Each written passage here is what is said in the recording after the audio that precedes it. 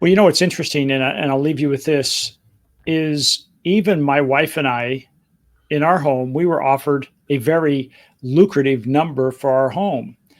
And because I didn't fall in love with my home, I love my home, but I didn't fall in love with that. I thought that's a great deal. And she said one question that made all the difference in the world. She says, "Where are we going to go?"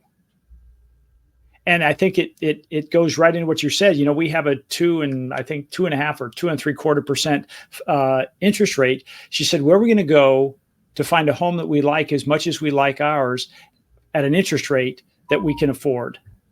And I think we're not the only ones asking that question.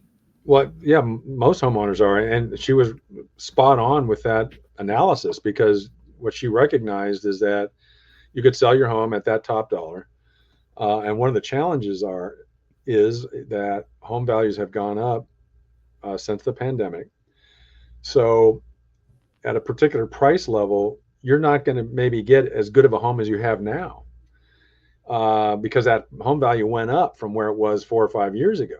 So if you did sell at that top price and you get all these proceeds, but then when you start looking around, you go, well, gee, for X amount of dollars, we're getting a home that is not even quite as good as what we have now, and yet it costs more than what we sold ours for. And plus, to boot, layer into that, we're going to go from 2.75 to 6.5. You put all those numbers together, and it's like, why would we do this? Yeah. So so ultimately, what that's suggesting is the current housing stock. These homeowners are thinking very rationally.